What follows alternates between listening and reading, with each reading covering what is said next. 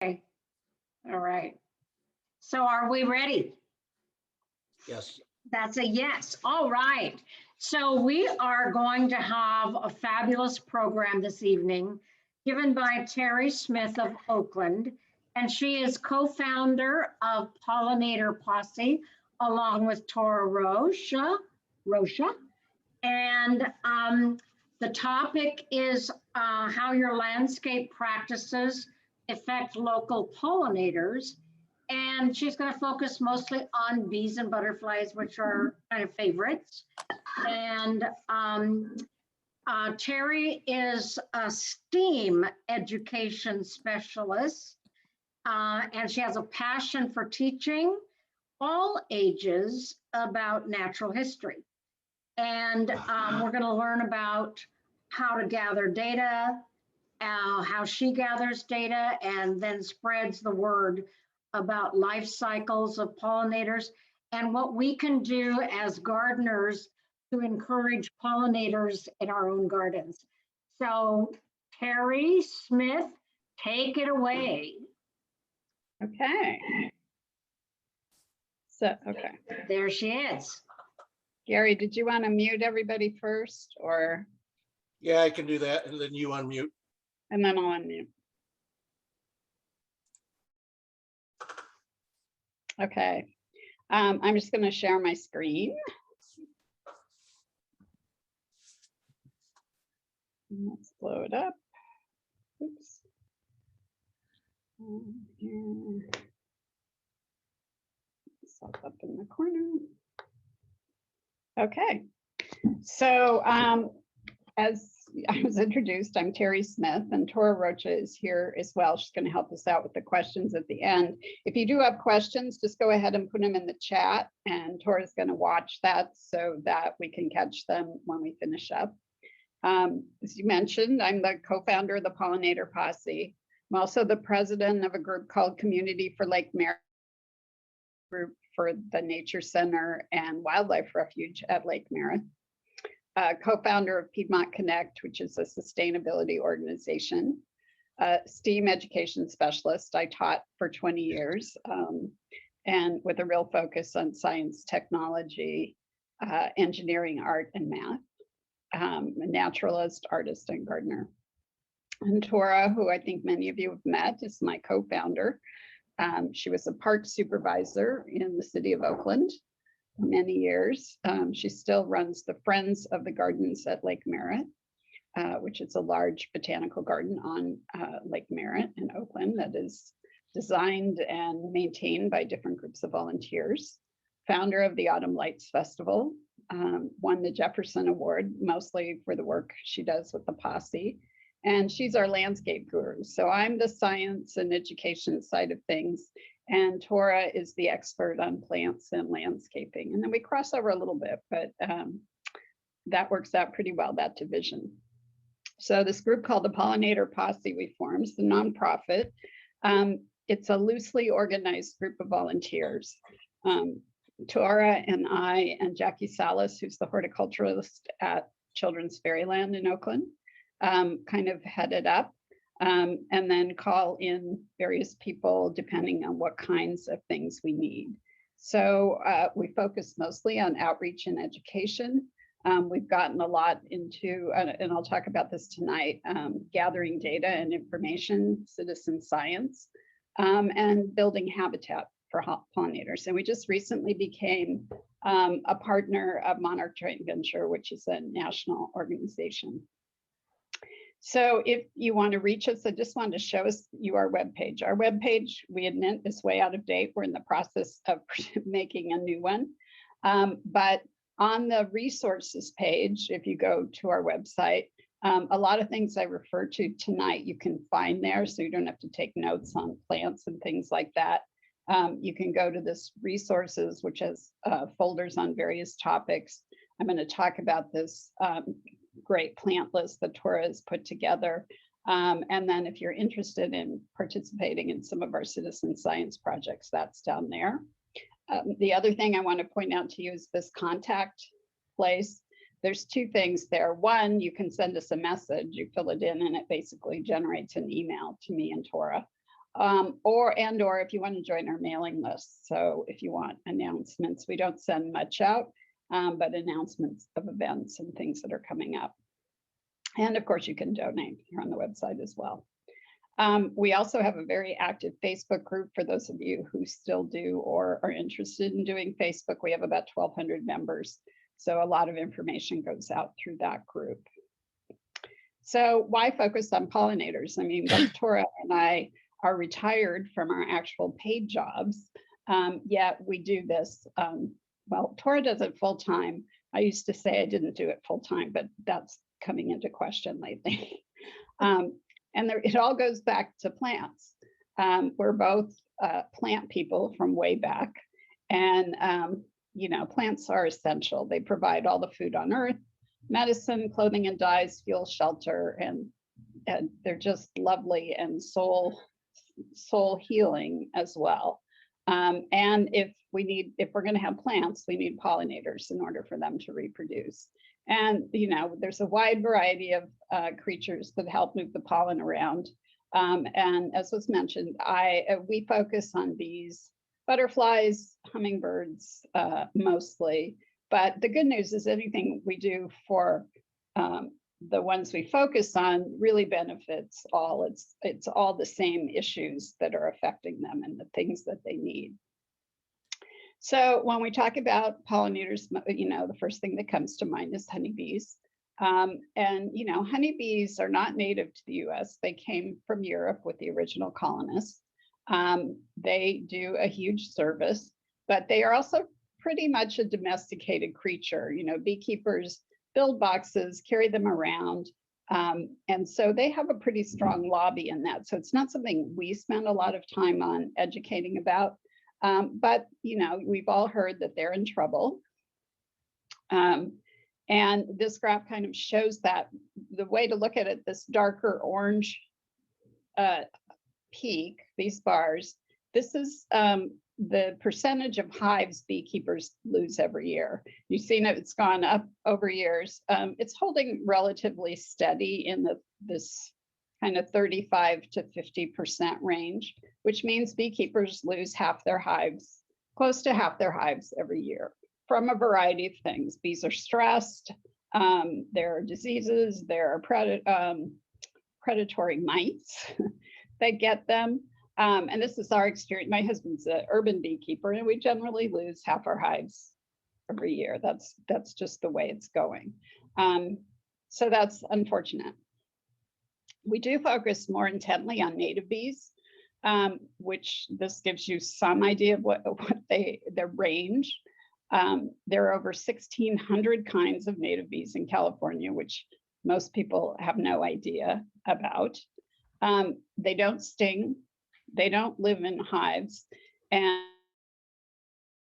some live in small family groups of maybe 20 or 30, as opposed to honeybees where it's tens of thousands. And they're basically the single moms of the bee world. It's a single female who is laying a series of eggs and leaving the larva behind, then she dies. And the next season, her larvae come out and go on. They're much more dependent on certain plants and certain seasons. They're more specific. They're not the generalists that the honeybees are. And they need either bare ground. They dig a little tunnel, and that's where she lays her eggs. Or they need holes in wood or hollow stems.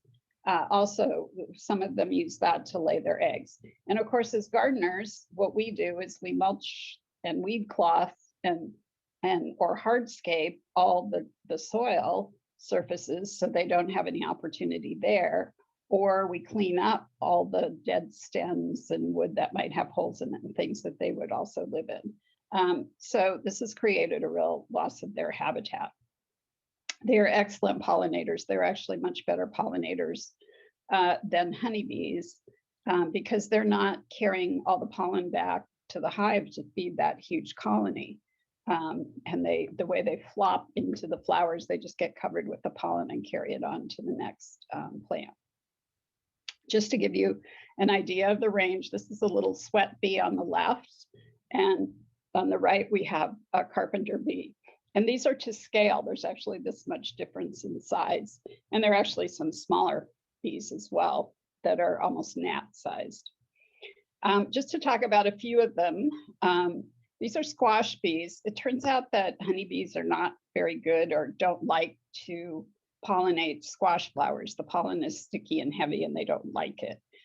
These bees evolved with squash here in the Americas, and they are really designed to pollinate these flowers. And in fact, the male bees sleep inside the flower so that in the morning when it opens, they're there waiting for the females who are working hard gathering pollen for their eggs so they can mate.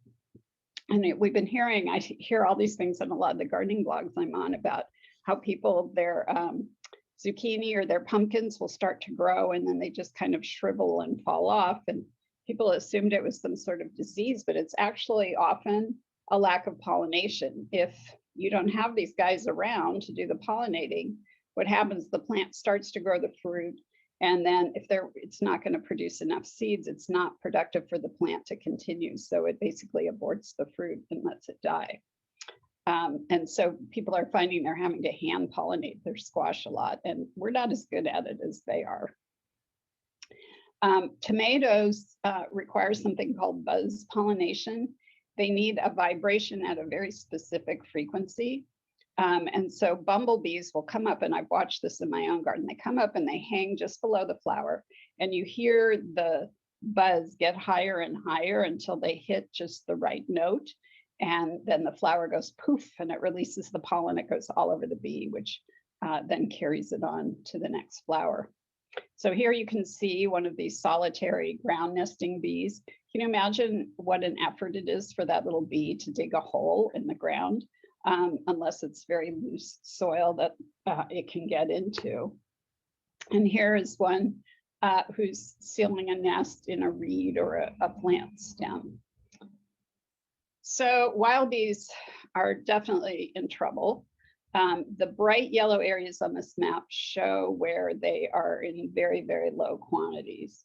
And you can see that corresponds to the major agricultural areas where their habitat just is not there, or herbicides and pesticides are being sprayed, or there's miles and miles of soybean or corn, which doesn't provide the plants they need for pollen and nectar. So this is a serious concern.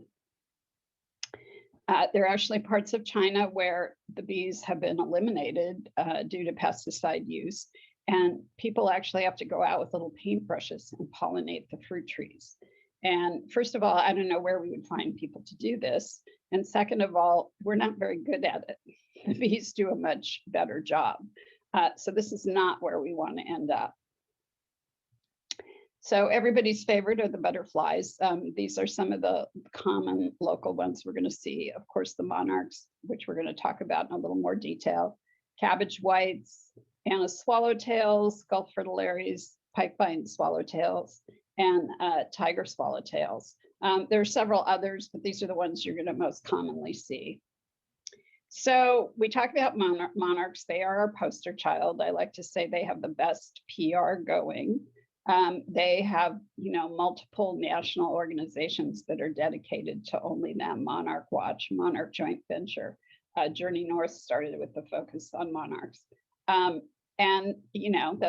that's important. But what it doesn't get to is the fact that when we look at butterflies in general in California, at least, where Art Shapiro at Davis has done the research, they are kind of middling in terms of what kind of trouble they're in.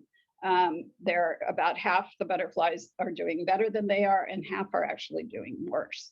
So it's a good middle of the road case to study, but we don't want the focus to be strictly on monarchs. The good news is that most of what we do to help the monarchs is going to help the other butterflies as well. So we use them as our model because everybody's so attached and interested in them. But we want to keep in mind that it's a broader picture. So there have been all sorts of headlines about monarchs lately. You've probably seen them. We're getting like 2 and 3 times the speaking requests we've gotten in the past. There's a lot of attention being paid to this. And there's that old blessing or curse, may you live in interesting times. And the only thing of which I am certain is that I know nothing. That said, I've got opinions. I am not going to go with opinions tonight. I'm going to try to give you evidence and observations and let you come to your own conclusions.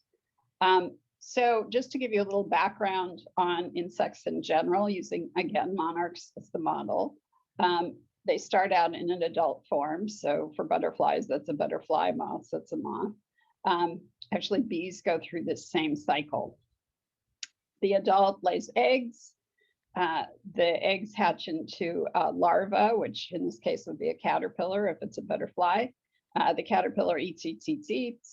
It goes into a pupa state. So for a butterfly, that's a chrysalis. And it transforms in that state into the adult form.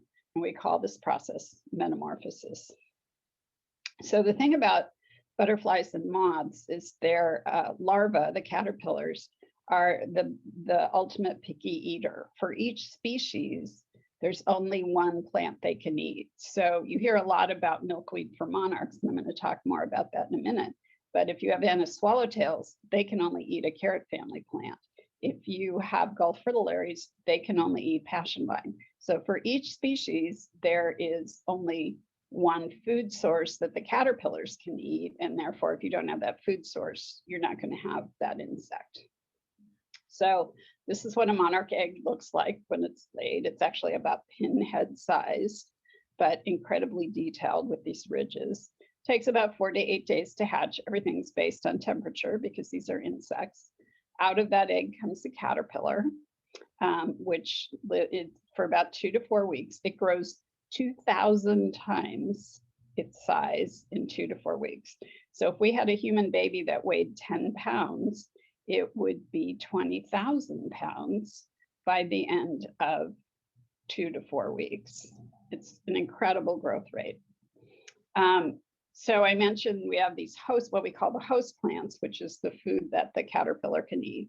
For the monarch, it's milkweed, and there are several species. It's got that name from this milky sap that comes when you break a leaf. And that sap is actually a defense by the plant to try not to get eaten.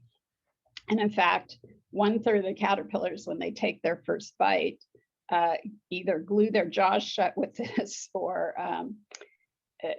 drown in it or whatever. So it's effective against about 1/3 of the caterpillars. But the rest who manage to tolerate those first few bites accumulate actually a toxin that's in it. It's a cardiac glycoside. It's a heart poison that makes them somewhat toxic to other creatures. And the orange and black coloring is to warn off creatures if that's the case. For humans, I've been told, I have not tried this, that it tastes so awful you would never eat enough to actually have a bad effect. However, you don't want to get the sap in your eyes. It's terribly dangerous if you do. So you want to be very careful handling this plant if you get the sap on your hands. So because there's this toxin in the monarch, when a blue jay would make the mistake of eating a monarch, within 10 minutes later, it's a barking blue jay, and they're not likely to ever eat that creature again. This goes back to images that were done in the 60s by Dr. Lincoln Brower, who discovered this. So, but that's only protects them from some things. Some birds totally tolerate it, like this Mississippi kite. They will munch on monarchs if they can get them, and it doesn't seem to have an effect. They have a parasitic protozoa that only affects monarchs, their own version of COVID, which they pass to the plant, and then it accumulates on the plant when a butterfly lands on it who's infected, and then caterpillars eat it, and then they're infected. There are parasites that actually lay their eggs inside the caterpillar. Paper wasps have become incredible predators. They're new to California in the last 30 years. They don't have much in the way of predation on them. And they've become quite devastating to caterpillar populations. And then there's a variety of bacteria and other just general insect diseases they can get. What I do want to point out is there are certain things that are not enemies. The whole milkweed plant has a whole ecosystem of things that are connected to it. So we tend, as humans, we love, and the pretty plants that flower. But I can't tell you how many calls I get about the aphids on milkweed. Well, aphids are part of that ecosystem. They just don't have the good PR that the monarchs have. And what I'm deciding to say to people is you just need to learn to love them, because anything you do to the aphids is going to affect, here's a monarch egg, and here's the aphids. So you spray that with water, you're going to knock the egg off. You spray it with pesticides, you're certainly going to create toxins for the monarchs. Soapy water, I mean, if it gets really bad, I might go in and kind of squish them, but they don't hurt the plant, they don't hurt the caterpillars or the egg. They seem to come and go. They're a food source for things like this ladybug larva who loves them. They come. They are part of the system. And I have people come to me and say, oh, the aphids were so bad, I cut back my milkweed, and now these caterpillars, do you have any milkweed? And I'm like, how'd that go for you? Not a good plan. So, I know as rose people, you're probably not too fond of aphids, but you might like to learn to love these. They also show that the plant is healthy and it doesn't have any pesticides in it. So you can consider it a healthy sign. Yes. Terry, let me point out though that the milkweed aphid is an oleander aphid, and they don't Right. go on roses. They won't go on your roses. So actually it's a benefit for you to have the milkweed aphid on your milkweed, because it'll attract the ladybugs, which will go over and take care of the other aphids that are on your roses. So that's actually not a bad thing for your oleander aphids to be, the calling card for your other predators like parasitic wasps. So don't worry about the milkweed aphids going to your roses. True. They're just going to stay where they are, along with all these other creatures that are actually also connected to the milkweed. So milkweed, in addition to being this food source for the caterpillars, is a really popular nectar plant. You can see 2 honeybees and a carpenter bee on here. When you have flowering milkweed, all the pollinators come to your yard. So there is a controversy about milkweed, the native versus the non-native. I'm just going to start by saying there are a lot worse things that are going on. Climate change and pesticide and herbicide use being far worse in terms of affecting insect life. But yet I have seen people come close to blows over this controversy. And I'm going to try to summarize what we know at this point. There are people on both sides of the discussion. So these are the likely native California native milkweeds in our area. If you want to know exactly which ones in your area, Cowscape is a great source for that. You can just put in your zip code and milkweed and it'll show you. But narrowleaf, the showy, Californica, if you can find it, it's pretty rare. And the heartleaf cordifolia. Notice they all have pinkish or whitish flowers. So that's one hint that you have a native. Doesn't prove it, but it's helpful. The non-natives are these tropical ones, the red and orange and yellow. That's tropical. And this has various names, but the way you know it, it has these giant seed pods that are about 2 inches in diameter. So it's called balloon plant or family jewels or hairy balls. And it's a taller plant. So it does have the whitish pinkish flowers, but you can tell by the seed pod that it's the non-native.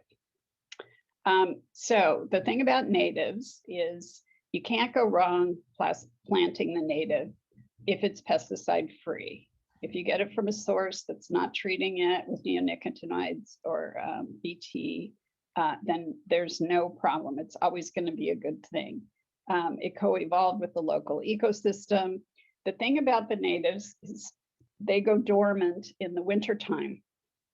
So if any of that OE or any other diseases have accumulated on it, it gets a fresh start every year, whereas the tropical does not because it lives through the winter. So that's one of the cons to the tropical. We're running into a little bit of trouble now with climate change. The monarchs are tending to come out and lay eggs, wanting to lay eggs before the milkweed is available. So that's an area of concern right now. And we don't know if tropical is the answer to that or Californica or what. That's being debated. But in general, the native milkweed makes for healthier, stronger monarchs as well. The non-natives, we used to say, well, if you have it, cut it back in the fall so it's dormant, so you get that fresh dormant start in the winter. But we have since learned that even when you do that, it does tend to accumulate that disease, that OE. And so cutting it back more frequently during the year is important. So you might have it early in the spring because it comes up earlier. And then when your native milkweed is available, you cut it back. We're looking at that kind of thing because things are changing, as I'll be talking about. Terry. Yes. Terry. Yeah. Actually, up here in the foothills, the tropical is an annual. It does not survive the cold, so you probably don't have to worry about cutting it back. It'll go dormant out stone up here, and you probably have to. It probably won't even. Yeah, it probably won't even survive the cold. You'll have to replant it, and so you treat it as an annual. So you want to keep the seed pods for the next year if you use tropical. So you don't have to. You won't be part of that. That discussion, like as if you were in the Bay Area where you have a milder climate. But it's so the, you mean, the showy, heartleaf, and the narrowleaf are the three that grow in the foothills. Yeah.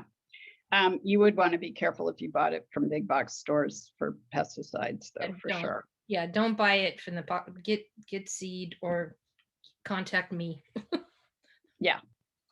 So just to mention, we're talking about milkweed because that's the monarch's host plant, but all these butterflies have different host plants. The Anise swallowtail, it's fennel or angelica or yampa.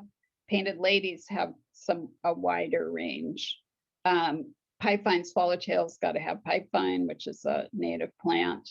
The buckeye butterflies live on plantain, cudweed, toadflax. Just be aware that a lot of these are plants that we consider weeds, but without them, we don't have any of these butterflies. So knowing what kind of host plants and being tolerant of some weeds and some nests is important to give these guys habitat. So once the caterpillar has eaten the host plant and is ready to go into the pupa state, it usually crawls away from the plant, the host plant, because it's going to be vulnerable, and that would be the place for predators to look. This is what's called the cremaster, which is what the monarch attaches itself with. I mean, there's Velcro for you, the original design. It makes a silk button, and then it has these little hooks it attaches itself. Butterflies actually make their chrysalis inside their skin or their exoskeleton. Moths wrap themselves in silk, and that's a cocoon. But the butterflies make a chrysalis, which is inside their body. So that exoskeleton splits away, and inside is the chrysalis. And then it does this little hat trick at the end when the skin all comes up to the top. It unhooks that Velcro, it drops the skin, and it hooks itself back on again. It's quite an acrobatic feat. It completely liquefies with the exception of the brainstem and a few other parts, although it keeps some memory from when it was a caterpillar. And it is in here liquefied and changing form from that crawling, chewing insect into one that flies and drinks nectar. It's in there for 10 days to 2 weeks.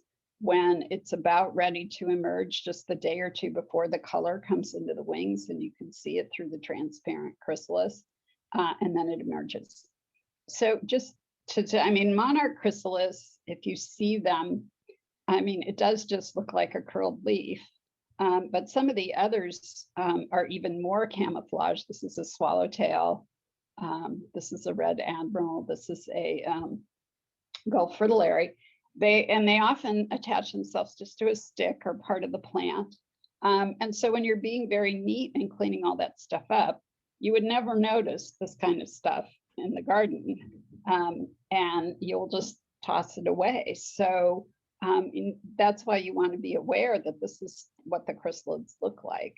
And you may not want to mess with that stuff till spring, when they have had a chance to emerge and go on their way. So the butterfly closes, it comes out of its chrysalis.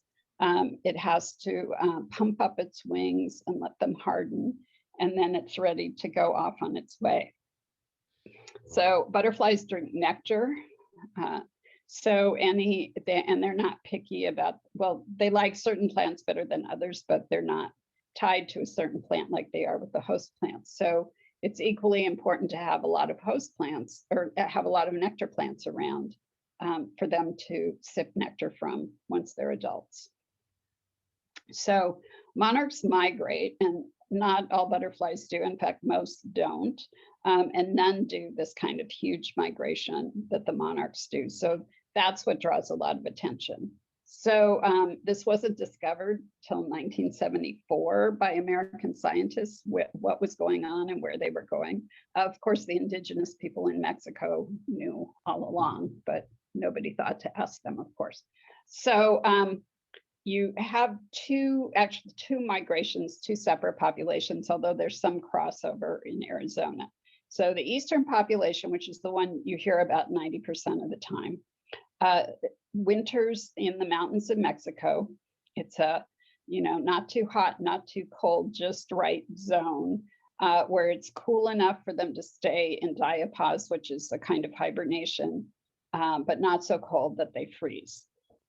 And they come out in the spring, they head for Texas, with first milkweed. They lay eggs on that milkweed. That generation goes on, lays eggs. That generation goes on, lays eggs. That generation goes on. 3 or 4 generations later, they're somewhere near Canada. And then that last generation gets these cues from the length of day and temperature changes, that it's fall and it's time to go back. And those individual butterflies then fly all the way to Mexico. It's a bigger, stronger generation. They're already in diapause. They're not sexually active. They do stop along the way in nectar. They actually gain weight as they're on their way. And then they get to Mexico, and that generation, normal butterfly lasts 2 to 6 weeks. These can last up to 10 months. Normally they last 5 or 6. So they overwinter, they hang in the trees of Mexico, and then in the spring they start the same process.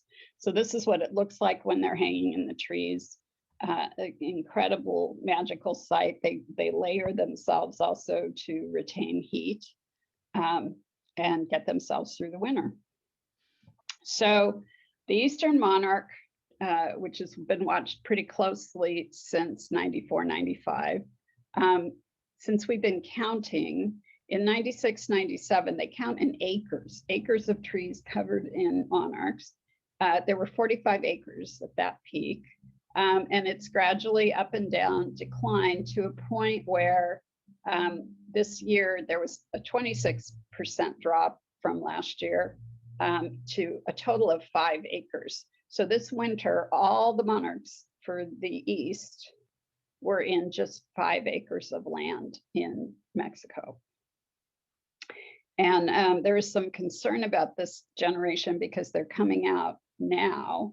And they've all just left the overwintering sites, and they're heading into Texas looking for milkweed. And there's some serious concern about what kind of shape that milkweed's going to be in this year after that terrible freeze in Texas. So we'll see what happens. The western population, which we think this migration is a bit newer, that it expanded from the eastern one. Same thing, but they overwinter along the coast. in up to 290 different sites. And again, they're on the coast hanging in the trees because not too hot, not too cold. They have the ocean to mediate the temperature so it doesn't freeze, but it doesn't get too warm also. And then in the spring, they migrate inland and north, same thing. And then that last generation comes back to the coast, at least until this year they did. So the population over time, unfortunately, the blue line is the number of sites that have been monitored. Again, we count monarchs when they're overwintering because they're all in one place or a few places where we can find them. So these are the numbers of sites that Xerxes been monitoring. They do a count at Thanksgiving every year going back to 1997. In 1997, there were 1.2 million monarchs on the California coast.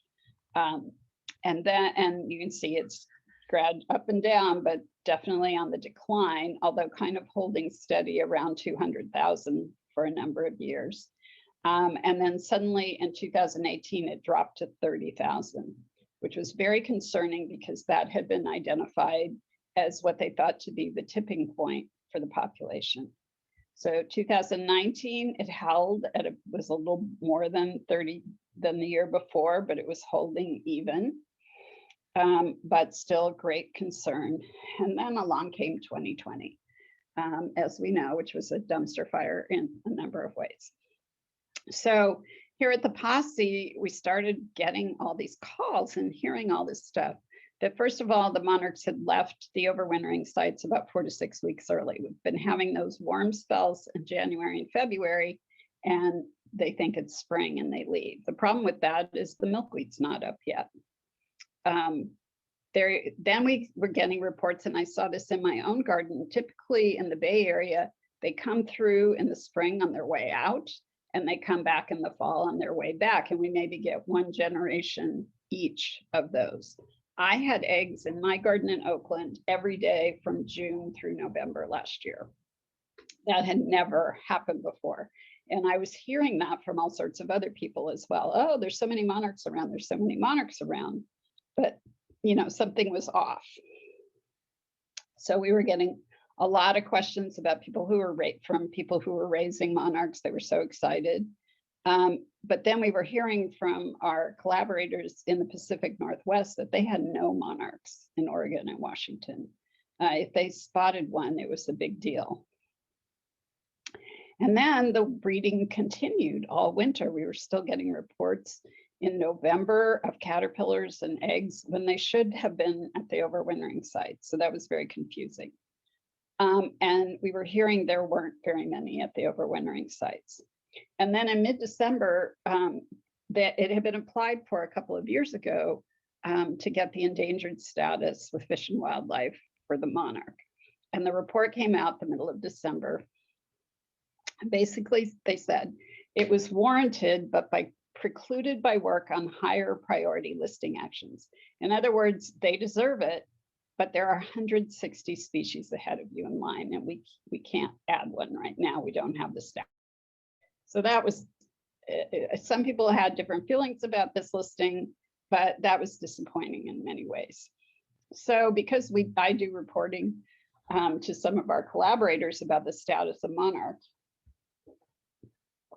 I didn't feel comfortable saying, well, this is what we've been hearing. Too much of a scientist for that.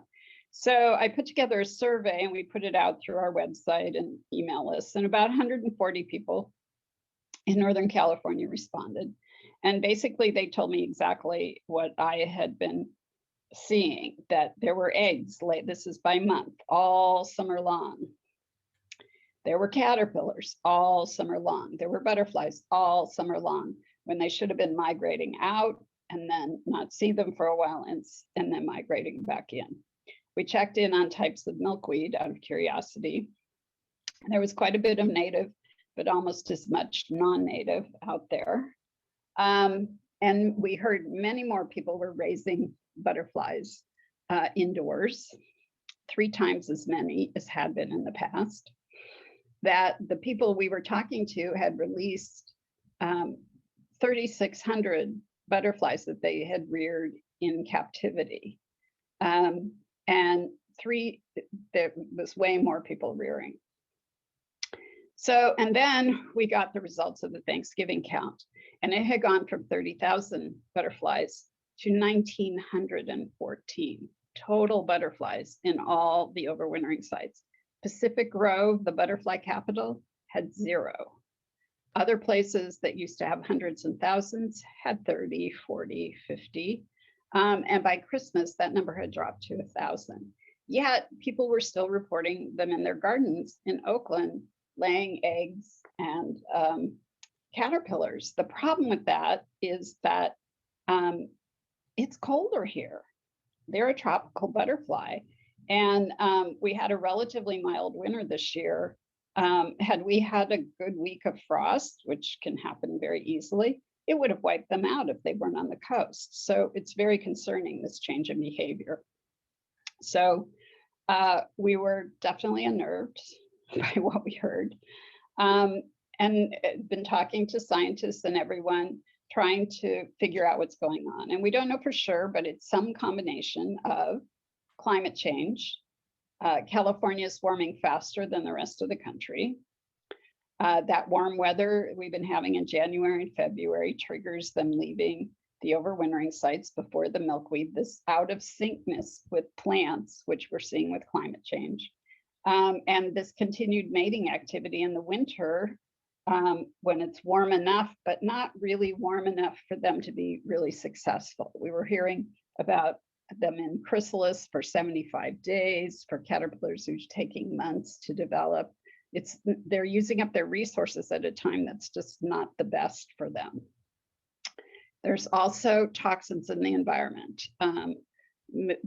Xerxes did a study recently where they sampled milkweed from all over California. They went in people's backyards, they went in hedgerows, they went in ditches, they went in fields, they went on, public land, and they didn't find a single plant that had fewer than 2 toxic chemicals identifiable in it. So that's a concern, that's the way our environment is now. And there's also these neonicotinoid pesticides, which are systemic, which are often applied to the seed or at the wholesale nursery. So your nursery might not even know if a plant has been treated. And they're systemic, they're based on nicotine, so they're addictive. So the plant remains toxic its whole life. And so the nectar is toxic, anything that eats it is getting this toxin. It also gets into the soil. And they're addicted to it. They come back and keep accumulating more of this toxin. There's also this prevalence of non-native milkweed, which we know is adding to the OE disease and other diseases. And then one thing that came out of our data gathering is the significant numbers that are being reared in captivity. When I first brought this up with some of the science groups, and they said, well, there's not that many being reared, it can't really be significant. Well, when I could report that we knew of 3,600 that had been released when there were only 2,000 total in the overwintering site, that's significant. And if they're reared indoors, they're not getting those cues that tell them it's fall and it's time to migrate. So that's something we're going to be studying more. So we're asking people to help us figure this out. We have now an ongoing survey that we're doing. We have about 60 people now who've agreed to report just on a monthly basis what they're seeing going on around them. We'd love to add more to that. It's pretty simple to do. You just fill out a simple survey and let us know if you're seeing monarchs around, if you're not seeing monarchs around, which is equally important. And then there are some other larger citizen science projects that have been going on for a while that we encourage people to participate in. So just to get to the broader view of us as gardeners and what we can do for all these creatures, just a reminder that in an ecosystem and a food web, and the base of that food web is insects. So, we don't just lose those insects, we lose the birds and other things that feed on them, and then the things that feed on those, and ultimately up to our own food supply. The decline in insects, climate change, pesticide use, habitat loss, the same issues across the board. So, we don't do dress like this anymore, nor do we hopefully have this mindset that we're smarter than nature and we're out to conquer all. That hasn't entirely worked. And so changing our mindset in our garden from conqueror to being a steward of what's there is going to be really important if we're going to change the way things go. The way we landscape our homes is like this. To insects and pollinators, it looks like this, or even more so because of pesticides and herbicide use, it looks like a minefield. That's not going to help things get better. Tora can talk about this is Lake Merritt, which was the first national wildlife refuge in the country. It predates any of the parks. It's 151 years old, and this is how we landscape it, with lawns and non-native trees. There's these duck islands that are a little bit left natural, but they've actually, were built by humans in the first place and aren't as natural as they could be. This is a wildlife refuge, and this is what we do. So when Tora was in charge of that garden, and this is how she and I met, she was developing a lot of pollinator habitat in the garden because she was learning about what was happening. And, sometimes pollinator habitat are the plants, the host plants are plants we consider weeds. And I say that with quotes around it. And so she was getting some complaints from a number of people saying, why aren't you out weeding? How can you leave this so messy? And so she put these signs up, and just to show, how that, educating people and showing them what's going on, she put the signs up, and very quickly, all those people contacted her and thanked her for what she was doing once they understood the point. In our home gardens, this is one of our points, is that it can be lovely. This was my house when I originally bought it. It's a really crummy lawn with eucalyptus trees and not very good access to the front door. This is what it looks like now. It's a pollinator garden. It's actually a Monarch way station with small fruit trees. Those are olive trees in front. And I think you can see the pomegranate trees, but there are, I think, 8 or 9 small fruit trees in there. It's way less work.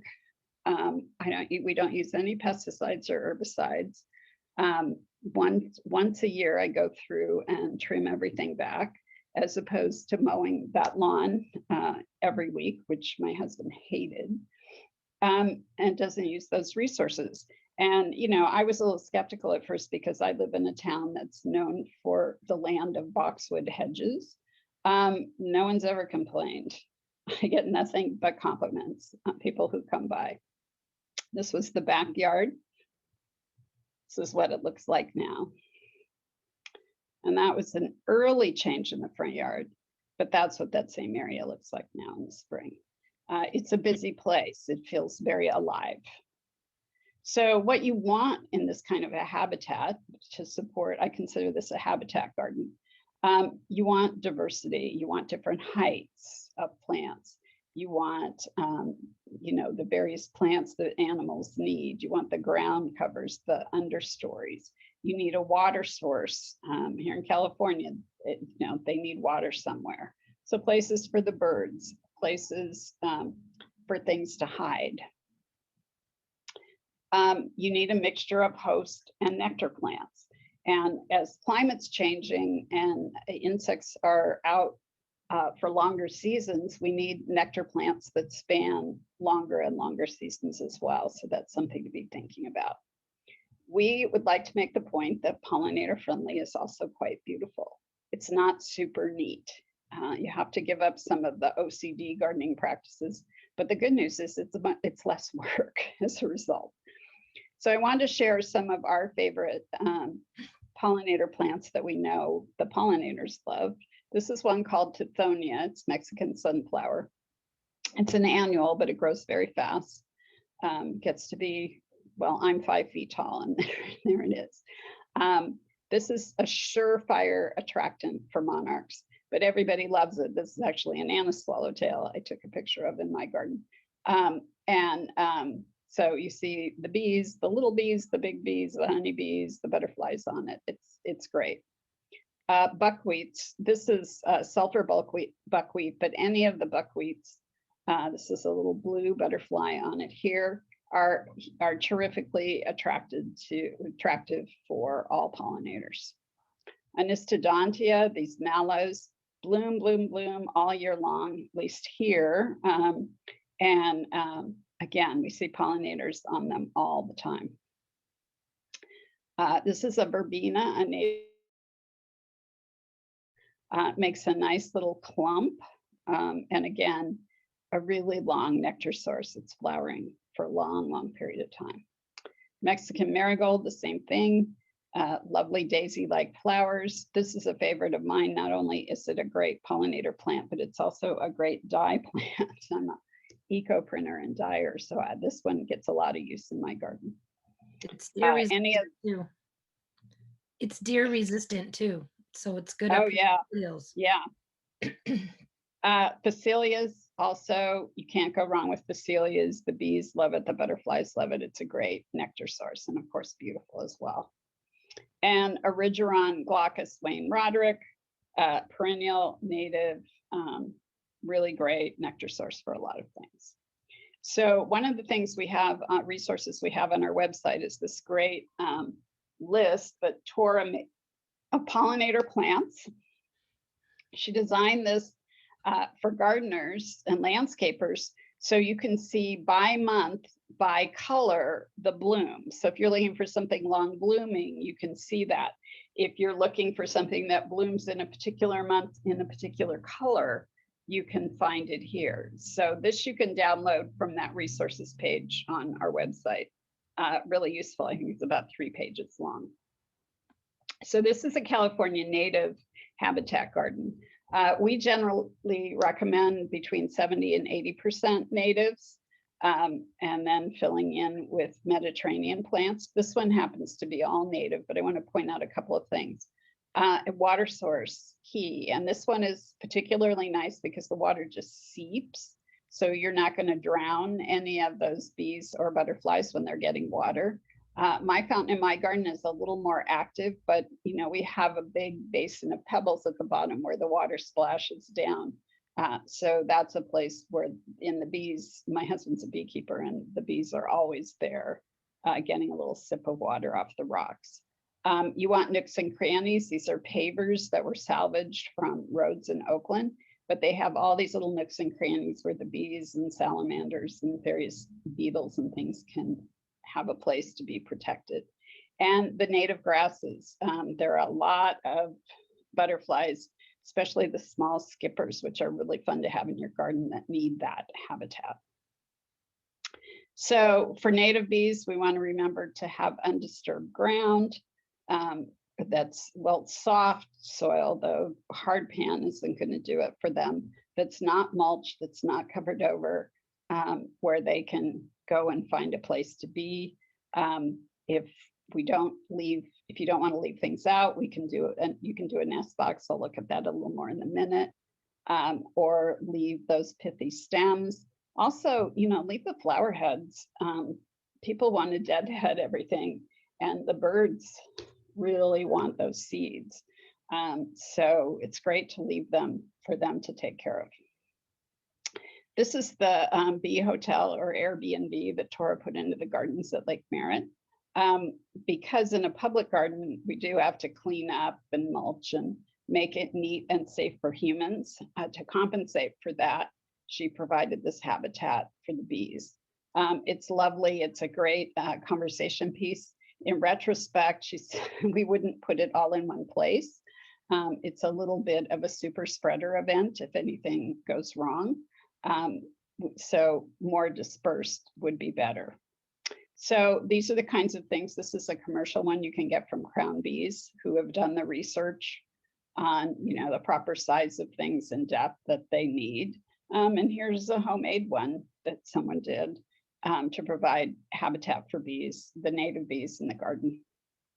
And just when you're looking at the designs, these are by a designer, Kate Fry, who it's clumps of things. not just a single plant, but a concentration of plants.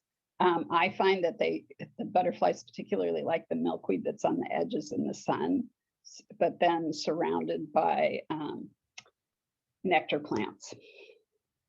So what can we do? Help address climate change any way we can. Eliminate pesticides and herbicides at home, and even more importantly, lobby to have them restricted. Europe banned neonicotinoids a while ago. We're not even close. Support the organizations doing research and mitigation, provide habitat, including host plants, year-round nectar, and places to hang out, bare nesting areas and water, and contribute to citizen science. If you're observing things, report it if you can. And join the posse, which just means you say, I'm part of the posse. Learn, educate yourself, observe, report, protect, plant, collaborate. And if you want to donate to us, we would really appreciate it. Nobody gets paid. It all goes directly into habitat building and education. So no matter what people tell you, words and ideas can change the world, and we're out to change the world one butterfly at a time. So I am going to end this and open it up to questions. Tora's been watching the chat, or I think people can just. There's no. No. Okay. Well, then if anybody has questions for us, I know that was a lot. Yeah, the only comment in the chat is that Sue commenting on how long my hair is. So okay. So I guess you can just raise your hand or just speak up if you have a question. Yeah, right. I do want to talk about when I do my talk, I talk directly to landscapers and gardeners, and I tell everyone that you're not just a hobbyist, you're not just a gardener. Every single thing you do, when you put your hands in the dirt and when you plant, it affects the local ecosystem, as Terry has shown you. So it's really important to be wise landscapers, wise consumers. The neonicotinoid thing is really important, especially for rosarians, because a lot of the bare products that you use, the systemics, are neonicotinoids, and they stay in your soil for up to 10 years. And the plants next to it are absorbing it. So if you can, please, change from the bare products and use like the neem oils or something else, something a little BT or something biologically safer. Also, I know that you probably have all experienced leafcutter bees, where you have that perfectly round circle cut in your leaf. That is a really important native bee here in the Sierras. And what Terry was talking about, how honeybees are domesticated. The bigger conversation that doesn't get talked about is that you see all of our open spaces up here, all our forests, all our beautiful wildflowers. That's not honeybees pollinating those. Those are the native bees. That's why we can't kill the native bees in our urban landscapes, so that they can't go out and pollinate all our wildflowers. So it's really important that we think about how what we do affects the local ecosystem. Roses are really good pollinator plants. So that's why it's important that you don't use the neonics, because the bees are going to be attracted to roses, especially the simple 5-petal ones. All the Carefree Delights, all the Home Runs, all the Mutabilis, Sally Holmes, all of those, I would say 5 to 15 petal, 20 petals, our bees are crazy about. So if you're using pesticides, they're going to come to those because they're, they are full of pollen, full of nectar. And a lot of things that you probably don't know is that I'm sure you've all witnessed it, when you have those dead canes where you go to prune back in the winter, if you see that dead cane and you see at the top of that cane that it's been plugged with either leaf matter or mud, those are baby bees in there. Those are that's native bee who's plugged that empty hollow stem with her native bee eggs, and they're going to come out in the spring. So I know that you're all going to want to do your deadwood pruning. So you can do that. Just cut it off really close to the crown, then tie that whole stem somewhere on another plant, like another shrub. Just tie it with some twine, and then in the spring, let them come out, and then you can remove it. When you see that be a little hole in the top, then you know that they've emerged. So in the middle of the mud or the leaf matter. But they're super important, the native bees here in the foothills, because of all our wonderful flowers that we have. So so please, just think about how you're affecting the ecosystem. And if you guys have other questions about other plants that you can do as an understory, I mean, a lot of people like to leave bare dirt under the roses. There's no reason for that. It's actually, harder for the soil to retain water. So I can help you come up with a cover crop that won't really invade your roses, but actually can be a pollinator friendly ground cover that can help you retain moisture. It won't really be competitive. And it's really important. So that's what we do. Oop, local sources for native milkweed. Oh yeah, talk about bushnells. Okay, insecticidal soap for massive infestations of, yeah, I mean, you can use insecticidal soaps for sure. They're fine. For aphids, I would not do that on your milkweed though, because there's no reason to fight it on your milkweed, but on your roses for sure. When I was in charge of a 5,000 rose garden, I actually just released parasitic wasps.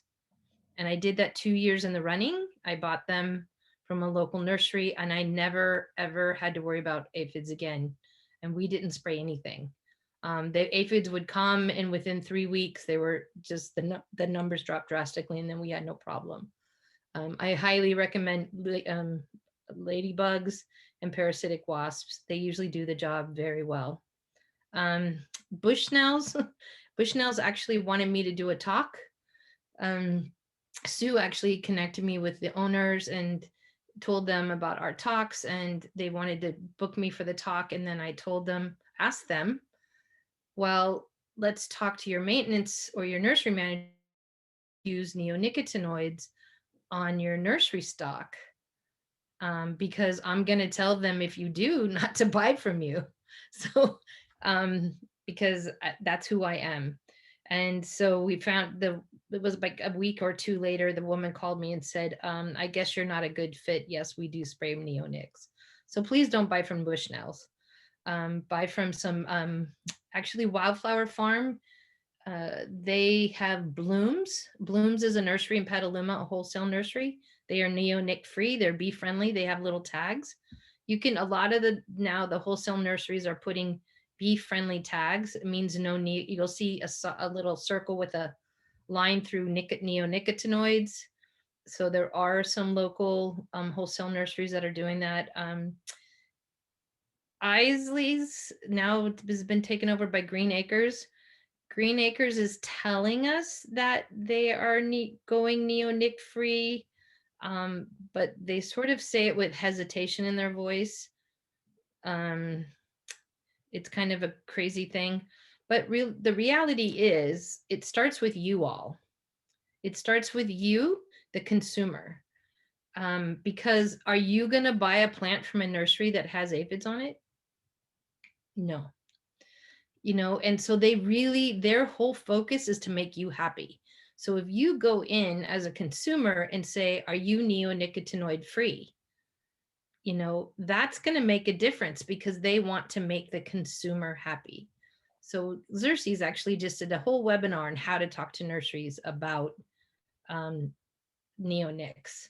I know Lowe's is now taking a pledge to end neonics, and so is Home Depot, but we're still a little leery. I prefer that you buy from a local, especially natives. Like with your roses, it's going to be iffy, I'm sure. But if you're going to be planting natives, go to the master gardeners, native nurseries. There's a couple small nurseries around here that don't use any pesticides. especially in the foothills. The master gardeners are very active with their plant sales.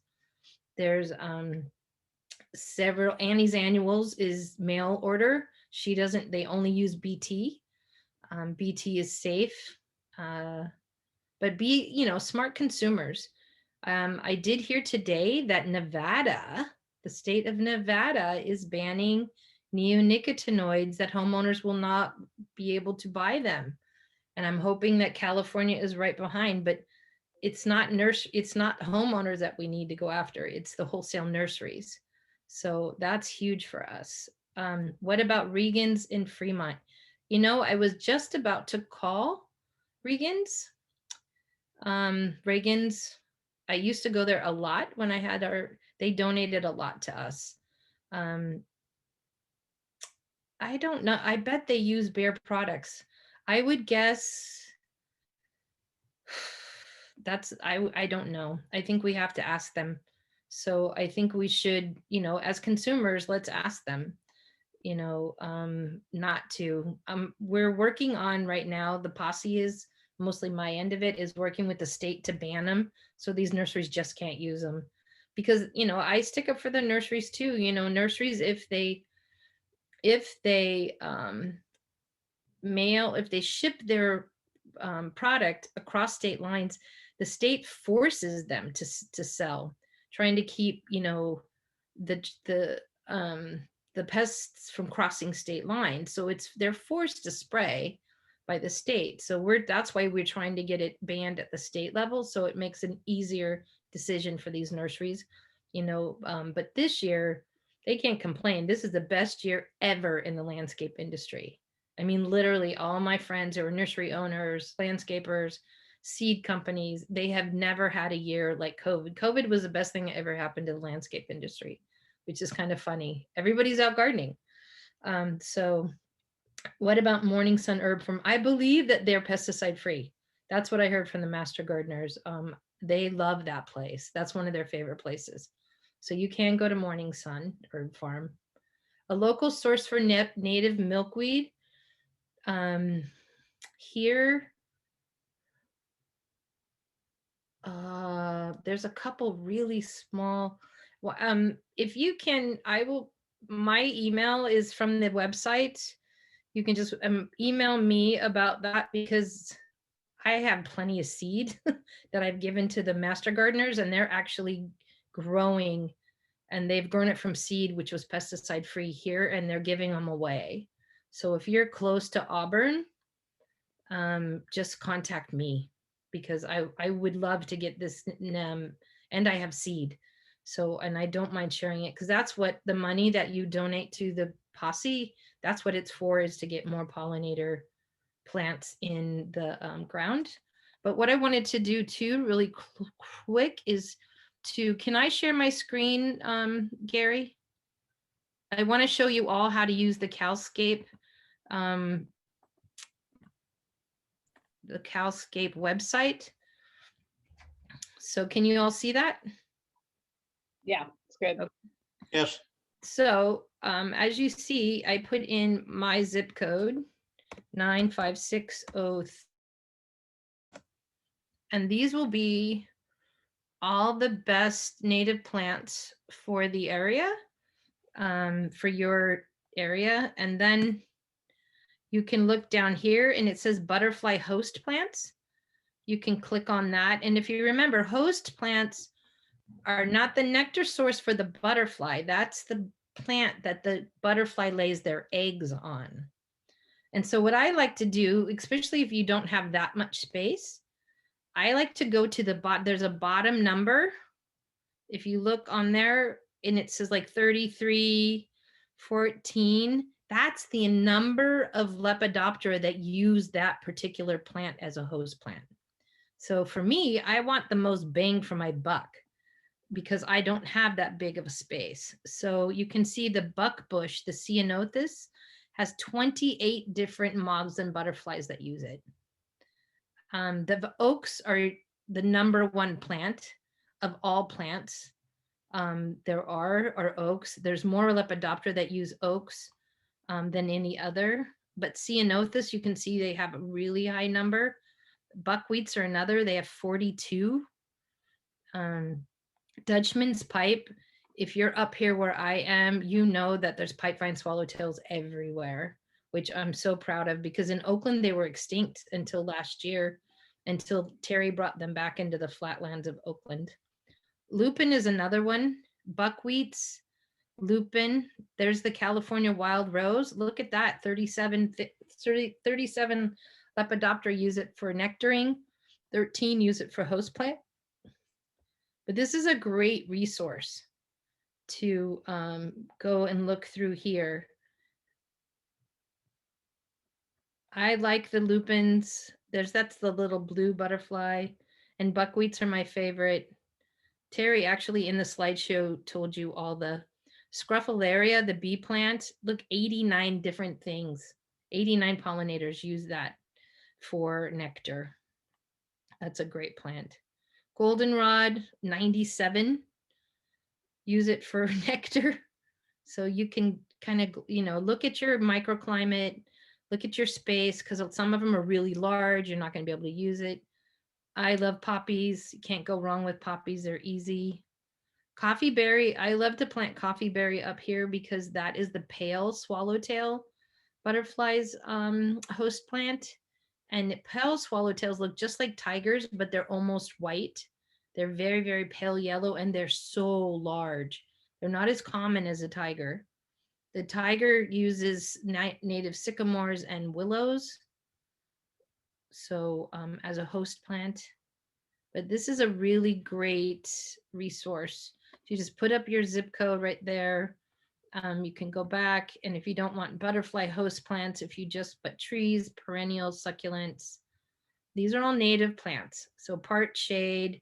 These are even bank stabilizers. So if you have a problem with erosion control, these are super easy to grow, very low water. There's the ground covers I was talking about that you can put under your roses. So this is a really great resource. Makes it super easy, even easier.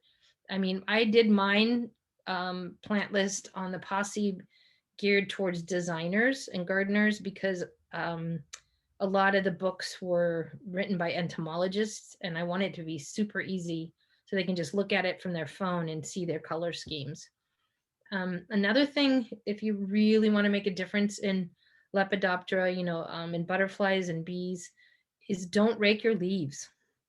Rake your leaves under your shrubs.